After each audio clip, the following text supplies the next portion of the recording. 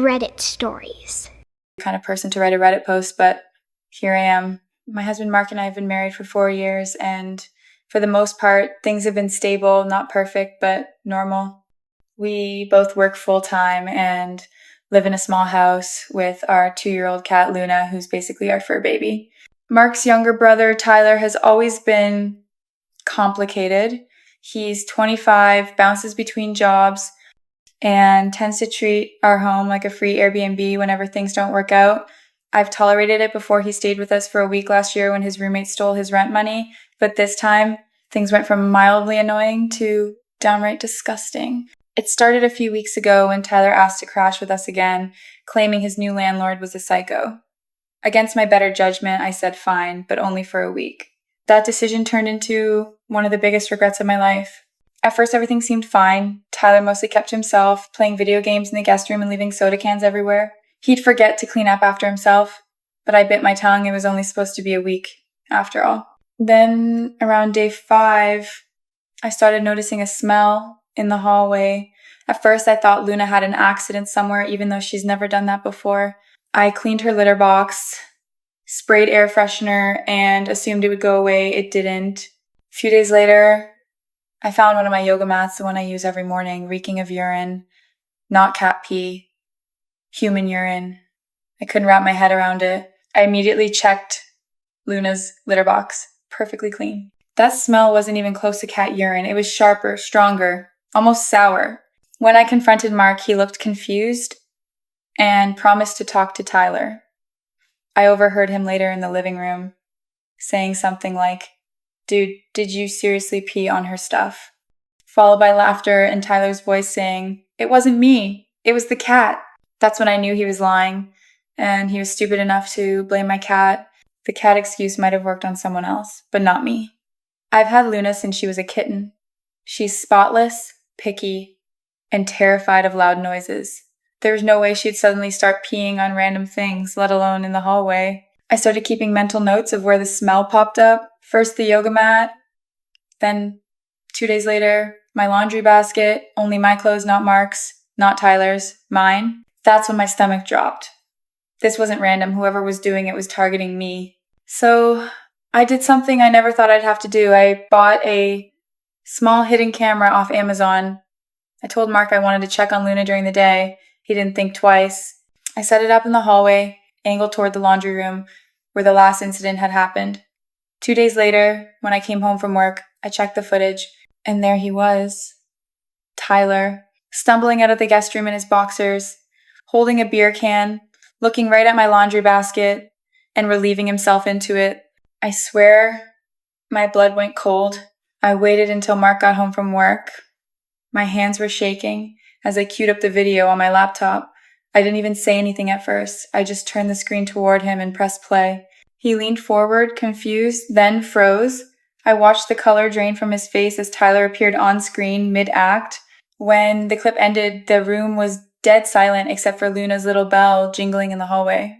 "Mark," I said, my voice cracking, "your brother is pissing on my stuff," and then blaming my cat. He just sat there for a few seconds, rubbing his face like he was trying to wake up from a nightmare. Then he muttered, "What the hell is wrong with him?" When Mark confronted him, Tyler didn't even deny it. He started yelling that I was creepy for filming him and that I set him up. I couldn't believe the audacity. He literally tried to flip the script, acting like he was the victim. I told him to pack his things and leave immediately. He laughed in my face. "You can't kick me out," he said. Mark said I could stay. That's when I realized this was going to turn into a full-blown war. Mark and Tyler started shouting almost immediately. I'd never seen my husband so angry. His voice cracked and his hands were shaking. "What the hell is wrong with you?" Mark shouted.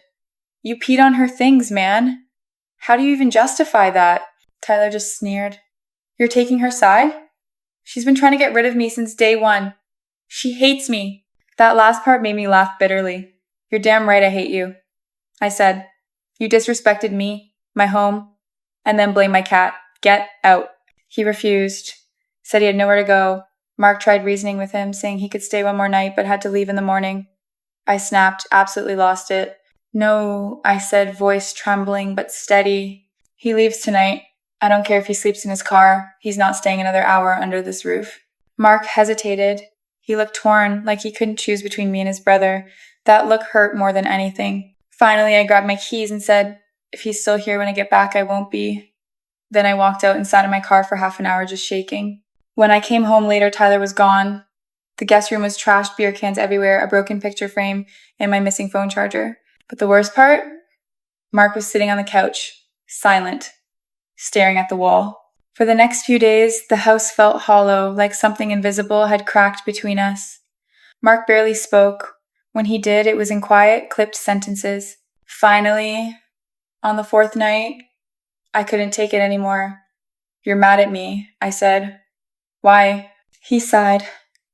I'm not mad. I can't believe he did that. He's my brother, and I don't even know who he is anymore. That's not my problem, I said. He humiliated me in my own home. And you hesitated. You didn't protect me. That's what I can't get past. He didn't argue. He just stared at the floor. Later that night, I caught him texting Tyler. One message burned into my brain. She's overreacting, man. It was just a joke. I joke. That's when I realized Tyler wasn't sorry. And Mark still wasn't ready to cut him off. For the first time since getting married, I slept in the guest room. The same one Tyler had trashed. The smell of stale beer lingered in the carpet, and I cried until the sun came up. The next morning, I woke up with puffy eyes and a headache, but with clarity.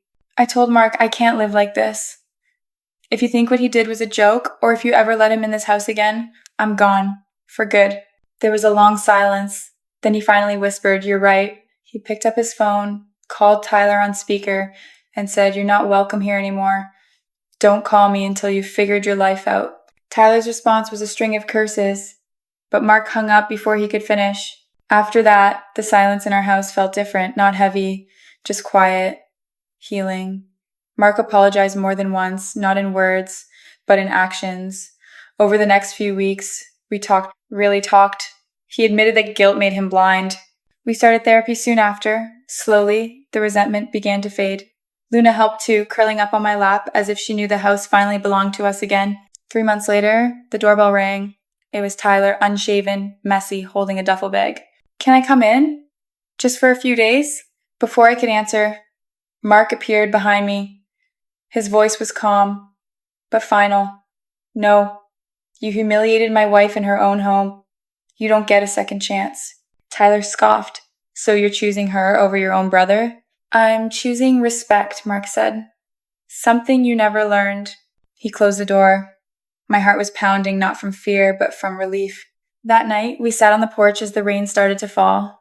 Mark turned to me and said quietly, I thought being a good brother meant protecting him, no matter what, but I was wrong. Sometimes love looks like loyalty, I said. Sometimes it looks like letting go. He squeezed my hand. Thank you for not giving up on me. For the first time in months, I felt peace.